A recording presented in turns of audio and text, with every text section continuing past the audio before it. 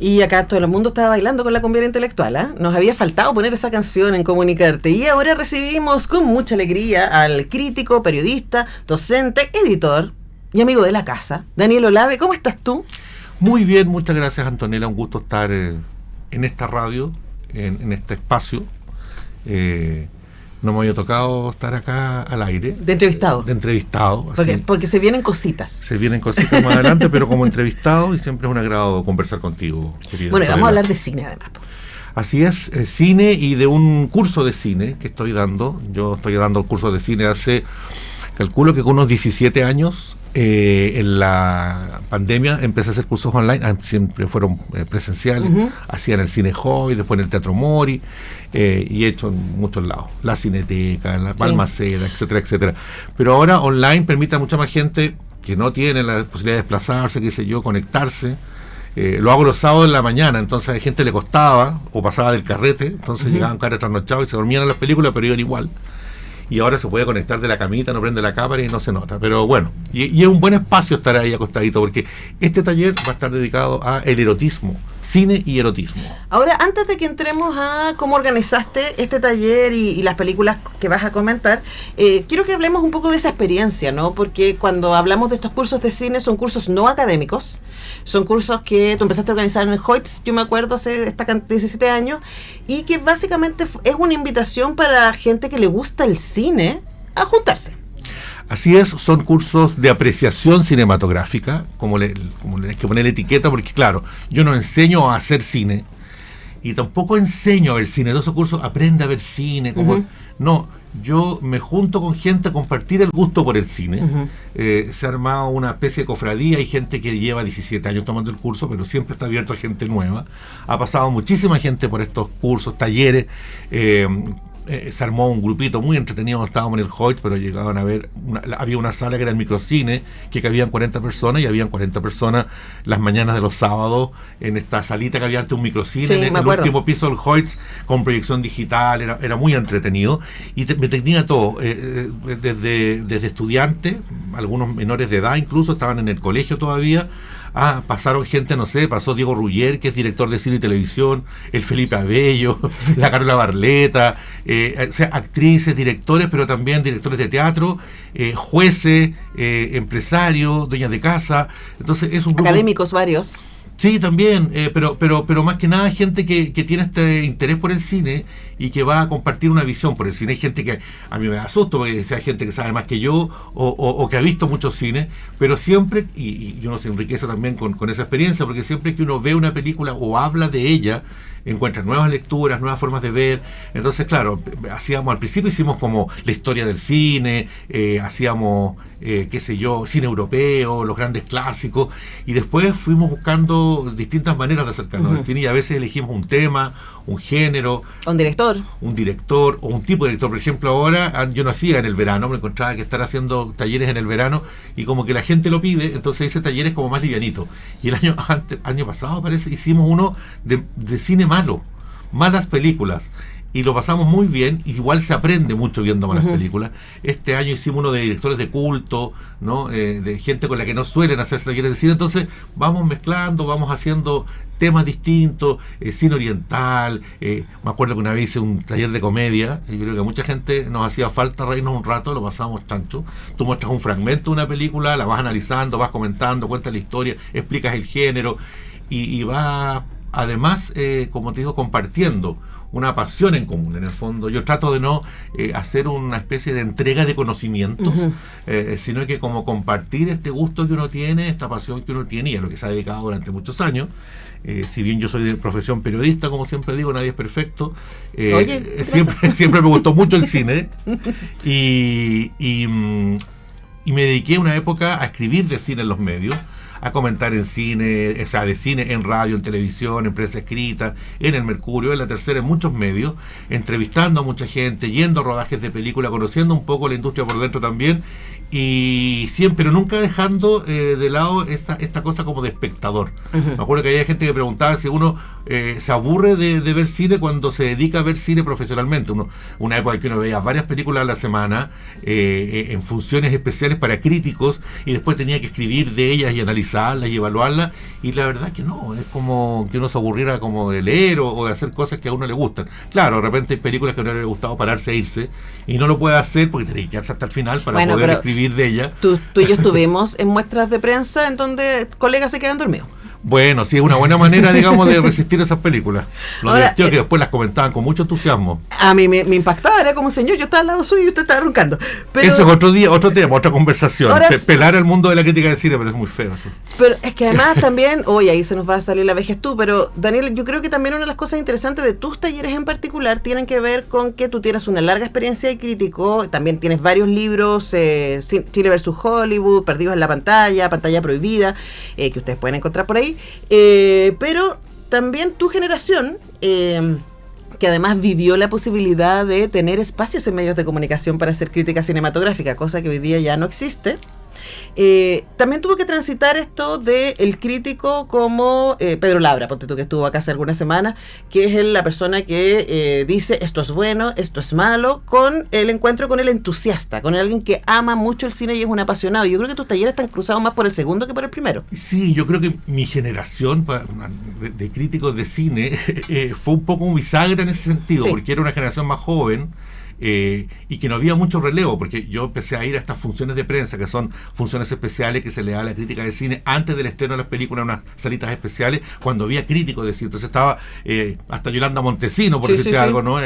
Barimir Balic, Héctor Soto, en fin, Ítalo. Como Ítalo Pasalacqua, la Marina Sáez, como toda esta gente, como que tenía algunos eran comentaristas y más bien eran resumían las películas, otros trataban como de hacerse más serio, más crítico y no sé qué, pero tenían como esta cosa como más de analizar o tratar de parecer serios para poder justificar una opinión. Y llegó una generación que era entusiasta, quizás la cabeza de lanza de esa generación, gente un poquito mayor que uno, Rey Naranjo, Alberto Fuguet, que fueron los primeros jóvenes que iban a esas funciones, y había un choque ahí, se llevaban pésimo al principio, pero que empezaban a rescatar cosas distintas, sí, ¿no? El cine de terror, el cine de género, ¿no? Estas cosas de culto empezaron a aparecer en las críticas, mencionar estos fenómenos, que era lo cult y lo camp, y lo bizarro. Entonces, de alguna manera eso también, ahora, claro, también hoy día es como que va gente a puro subir fotos en Instagram para que lo inviten a ver películas gratis, y ya no hay, no digamos opinión ni crítica, sino que no hay ni siquiera esta pasión, ¿no? Yo creo que la pasión es porque te suban clic, porque te lleguen regalos, porque te traten bien. Uno decía que una película no era excelente y después te llamaban para insultarte las compañías. Sí. Ahora, nosotros aquí estamos formando a nuestros pasantes para tener mirada crítica, para ir a ver las películas. De hecho, se viene de la nueva película del exorcismo con el Pacino. Otra más. Se viene la crítica del Diego respecto a eso. Ahora, en ese camino, ¿no? Tú te has encontrado con otros entusiastas, y ahí quiero traer de vuelta el tema de los talleres, porque tú haces una exposición, pero también y hay visionados de partes de las películas, etcétera, pero también hay mucha conversación. Y quería preguntarte, ¿qué te pasa a ti con eso, con las miradas diversas que aparecen en los talleres? A ver, yo creo que primero hay que respetar todos los puntos de vista, toda la opinión, y cuando uno invita a la gente a participar en un taller que es abierto a todo el mundo, tiene que estar abierto a todas las opiniones, desde la persona que te dice es que no entendí, ¿no? O que yo siempre digo, si hay algún, no sé, un término o algo que yo hablo que no se entiende o que no conocen, pregunten, o sea, interrúmpanme y pregunten, porque a veces uno da cosas por hecho, y la idea es que se sienta, que yo me acuerdo en un taller hace mucho tiempo que yo estaba hablando, no sé, la fotografía de una película, y alguien levanta la mano y ¿qué es la fotografía? Porque claro, todo el mundo qué linda fotografía tiene, qué linda fotografía, de ver un paisaje bonito y es una linda fotografía. ¿Qué es la fotografía? Y uno explicar que la fotografía no son solo los atardeceres de África mía, ¿no? Así como los crepúsculos de las películas, sino que en todas las escenas la fotografía es el trabajo con la luz, que es básico en una película. Y puede haber una película que esté todo encerrado y un tipo iluminar increíble con velas, con no sé qué, y ahí hay una fotografía, no tiene que ver solo con lo bonito, y te interrumpe en la clase, puedes estar hablando de cualquier cosa para hablar de eso, y otras veces estás hablando de cine ruso del año 20 y terminas hablando de la contingencia política chilena. Entonces, porque el cine en el fondo es eso, algo que nos permite hablar de muchas cosas, de muchos temas. Yo me acuerdo que hice un taller de cine y violencia, estábamos viendo Tarantino y una persona que estaba la fila al fondo, dice yo trabajo en el Consejo de Defensa del Estado y he tenido que trabajar mucho el tema de la tortura, y empieza a exponer sobre entrevistar a víctimas de tortura, después de haber visto la famosa escena del corte de oreja. Sí. Entonces surgen estas cosas y tú vas haciendo estos nexos con la vida, ¿no? Que finalmente aquellos que nos apasiona el cine encontramos, ¿no?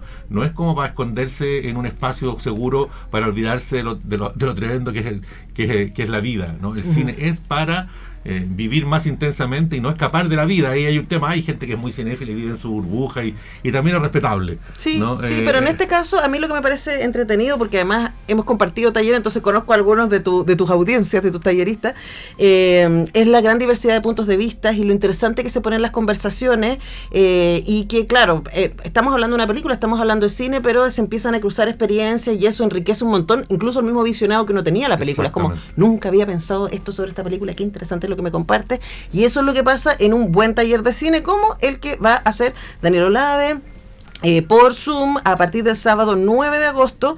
Y si ustedes quieren inscribirse o tener más información, pueden escribir a doladem @hotmail.com, porque como es erótico es hot. Es hot. También pueden a través de las redes sociales pedir información. Está el Instagram, que es de _Olave_M, de Olave M con guión entre medio en Instagram, y en Twitter @todo_cine. Todavía está ya en el Twitter. Twitter es Todo Cine. Alguna vez fue un sitio web dedicado me acuerdo.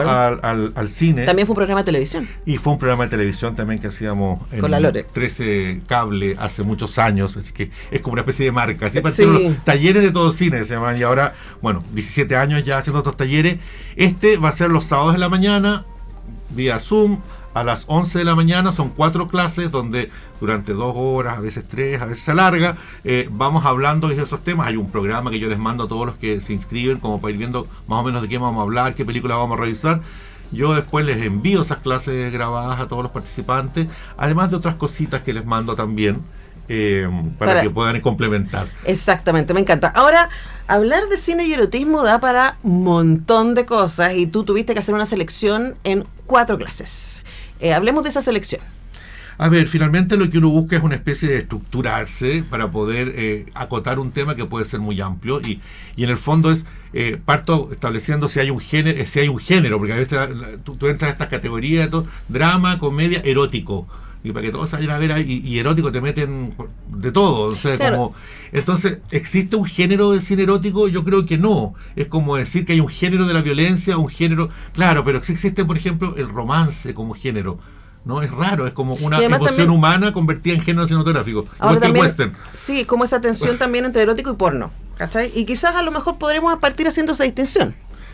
Ahora aquí para que también la gente diga no van a ir a un taller de porno. No, mira, yo siempre hago estas cosas en la clase. Mis alumnos ya se ríen porque me conocen y dicen, soy pésimo para las definiciones. Es como cine comercial o cine arte. No existe esa división. Si tú vendes una película es comercial, sí, ¿no? Y si tú buscas una forma de expresión es artístico. Ahora, hay unas que funcionan y otras que no. Yo siempre hago un comentario que es un chiste, que nadie se lo tome a mal, pero no todas las películas que daba el Normandí son buenas, ni todas las películas que se dan en un multicine son malas. Sí, tal cual. ¿No? Hay muchas películas que posan de artísticas porque son pretenciosas y esteticistas y todo, puede ser una mala película, pero se vende como esta pomada de que son... Y hay gente que hacía películas comerciales, industriales, desde John Ford hasta Hitchcock. Y Hitchcock y un montón de gente, y son grandes obras de arte. Por lo mismo, a ver, la definición como casi de diccionario de pornografía es donde hay sexo real no simulado, y que tiene solo fines no artísticos, sino que puramente comerciales. Ahora, hay películas que pueden pasar por muy estéticas, ¿no? Y muy bonitas, y también lo que quieren es vender, ¿no? Y con el tema del sexo, aunque no haya sexo real, pero hoy día esa barrera además se rompió hace mucho rato, y hay películas que tienen sexo real, que se sabe que fueron escenas de sexo real, y eso ha provocado mucha conmoción y persecuciones legales y todo, y son grandes obras de arte. El Imperio de los Sentidos, por ejemplo, una película que se estrenó a principios de los 70 en el Festival de Cannes. Pero japo igual, po. Pero los japos son otra cosa. No, porque al director lo metieron preso, o sea, y perdió todo su o sea, Japón es un país muy raro. Sí, o sea, por eso te digo, po. Porque son sumamente perversos, pero hay una censura tremenda. Entonces, ahí hay un montón de cosas que tienen que ver con la religión, la cultura, los países europeos, por ejemplo, Estados Unidos, que todo el mundo parecería que fue un país muy liberal, ¿no? Y tiene un conflicto. Son ultraconservadores y muy reprimidos, pero son tan neoliberales que si el sexo vende lo usan, pero hasta por ahí nomás. Entonces, claro, hay muchas cosas que uno puede hablar con respecto a esto, la historia de la censura que va aparejada, la historia del cine, que en un gran de la que tú escribiste un libro, además. Escribí un libro incluso, y que tiene mucho que ver con esto de la censura. Claro. Cuando el cine apareció, la iglesia se opuso al cine, así, se opuso al cine, como se opuso al tango, al bikini, ¿no? Siempre se ha opuesto. Y una de las razones era porque no concebía que hombres y mujeres estuvieran juntos en una sala oscura. Entonces la propuesta de la iglesia eran cines separados para hombres y para mujeres. Entonces, de esa base, ¿no? Hasta películas como de Bergman y Fellini, que se daban en Estados Unidos, pero en cine como los cines porno. Un distribuidor dijo, oye, aquí muestran lo que aquí no mostramos, porque el código de censura era muy férreo en Estados Unidos, que es una autocensura, es largo de explicar. Sí, código Hayes, les hacemos la clase. Hemos hablado de eso con la Lepin en la sección es un programa entero. Y eso, y como en las películas de directores artísticos como Bergman y Fellini se mostraba una pechuga, traían esas películas a Estados Unidos, se daban en cine alternativo, por no decir de estos cines donde daban películas porno, y filas de gente para ir a ver una pechuga en una película de Fellini y una Bergman. Entonces fueron superventas porque tenían un par de desnudos en películas europeas muy artísticas en una época que Estados Unidos no. Entonces hay mucho que hablar de eso. Me parece que el erotismo es esencial a la vida humana, y hay películas que pueden tener escenas ser muy eróticas o tener una carga erótica muy fuerte sin que su temática sea estrictamente erótica. O sin que haya una escena de sexo. Oye, el otro día vi La mano de Wong Kar-wai, que está en Movie. Tenés que verla. Hablando de eso. Bueno, por ejemplo, las películas de Wong Kar-wai tienen mucha tensión erótica, películas donde ni siquiera hay un beso.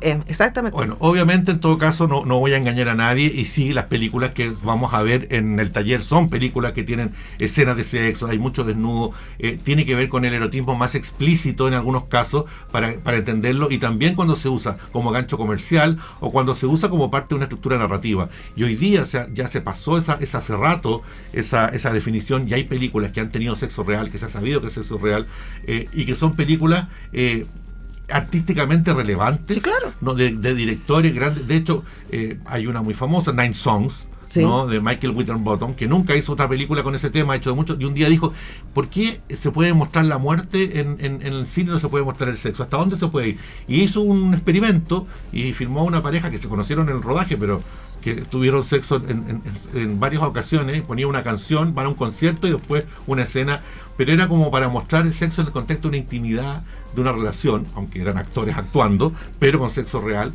Y la película se hizo y después siguió él con el resto de sus películas y nunca más tocó el tema. Ahí está. Ahora, Daniel, se me va el tiempo. Hablemos de lo que va a estar pasando en cada uno de los capítulos, porque como ven, podemos hablar de cine y erotismo largamente. Podríamos hacer un ciclo. Pero tú vas a hacer cuatro clases. La primera, sexo en Hollywood. La segunda, cine erótico, cine de autor. Erotismo contemporáneo, y para cerrar, la última, frontera. ¿Cómo organizaste eso? Bueno, primero, el sexo en Hollywood un poco es una excusa para hablar como de la historia o la evolución del sexo en el cine en la vitrina más importante, que es la del cine norteamericano. Importante en el sentido porque es la que más vemos todo y la que de alguna manera te estructura tu formación audiovisual. Entonces, ¿cómo fue surgiendo? Hay gente que cree que el desnudo no existía en el cine, que apareció a medida que avanzaban los tiempos, y no, antes había desnudo, después se reprimió en el cine porque la iglesia empezó a buscar censura y se autocensuraron. Bien, y así vamos a ir viendo cómo esto evoluciona y cómo muchas veces había directores que buscaban formas de poder tocar estos temas sin ser muy obvios, y cómo después, al contrario, se empezó a usar el sexo como gancho, y tienen películas supuestamente eróticas. Por ejemplo, un director muy famoso, Adrian Lane, que hizo Atracción Fatal, que hizo Infidelidad también. Infidelidad, pero antes hizo 9 semanas y media, ¿no? Y películas que parecían en su momento muy eróticas, tenían escenas de sexo que la verdad mostraban menos que cualquier película europea, y que además eran películas ultra conservadoras en su lenguaje de fondo. Entonces, ¿cómo ir descubriendo? Sí, uy, qué buena es Infidelidad, me acordé y me conmoví, porque claro, pero al final la mujer que es infiel vuelve con el marido y mata a la infiel. Entonces, perdón los spoilers, en mi taller se hacen spoilers. Una vez una persona se enojó porque yo contaba el final de las películas y decía, este es un taller de cine. Sí. Pero bueno, entonces, de alguna manera es ir viendo cómo ha ido evolucionando el recorrido para ir explicando un poco también cómo se va mostrando, diversas formas de mostrarlo. En el cine erótico, cine de autor, en el fondo es para hablar del cine europeo y cómo irrumpe en la escena con este tipo de anécdotas, ¿no? Como la mayor libertad de creadores europeos les permitía hablar de sexo o mostrar más cosas, y que eso les dio una vitrina, el gancho. Hay gente que ve esta película, ¡ay, una película japonesa! Tiene sexo, ¿te fijas? O sea, mucha gente conoció a Nagisa Oshima y Imperio de Sentido porque la película estuvo prohibida. Sí, es como El último tango en París, películas que se convirtieron de culto. Y complicadas, además. Hay que entrarle a hablar de la complicación. Allá hay otros temas detrás. Pero bueno, ahí hablaremos de Buñuel, de Eliana Cavani, del mismo Bertolucci, y de cineastas europeos que hicieron autoría con el erotismo, como Valerian Borowicz, por ejemplo, que fue un director hoy día casi olvidado, pero que tenía una insistencia en trabajar el tema desde distintos puntos de vista a través de toda su filmografía. Ya la tercera parte, un poco de reflexionar sobre el cine contemporáneo. Hay películas que han marcado hitos en el cine europeo, norteamericano, incluso latinoamericano. Y ya la última es para hablar de a dónde va. ¿Qué pasa hoy día? Me acuerdo de una columna que vi en el Artes y Letras, donde decía que por la corrección política, ¿no? Lo política que está destruyendo el mundo, junto con los woke, según posturas conservadoras, ya no iba a haber más erotismo en el cine. Y daba como ejemplo películas de Hollywood. Que cualquier cosa, no hay escenas como la que había en los 80, pero que no era erotismo, era un sexo de explotación en películas grandes, mainstream, sí, ¿no? Gancho, pero el cine europeo hoy día está haciendo cosas que no se hacían antes. Y el oriental y el latinoamericano también. Y también hay películas más fuertes hoy día que en toda la época, pero no se ven, o las personas que escriben esta columna no las miran, para inventar esta cosa como, oye, mira, ya no se puede, es como lo mismo que ya no se puede decir nada, ya no se puede escribir de nada, claro. No se pueden hacer películas. O que el feminismo mató la sensual erotismo, cuando de hecho hay un cine pornográfico feminista, sí, claro, post-porno. Ahí tenía a Erika Slatt. Que es mucho más interesante que muchas de esas películas gringas que supuestamente eran eróticas, y que me parece un discurso ultra conservador. Lo es. Ahora, Daniel-Olave-M, o ponen Daniel Olave, les van a llegar. Daniel Olave en Instagram, y van a encontrar, porque ahí está el detalle, y también pueden comunicarse con él el detalle de lo que va a ser este taller. Daniel, te voy a seguir viendo por acá en otras funciones. Se vienen cositas. Bueno, después lo contaremos. Gracias por venir, querido. No, gracias a ti por la invitación. Qué buena conversa. Nosotros vamos a la música, y al regreso vamos a estar hablando de series con Sol Márquez.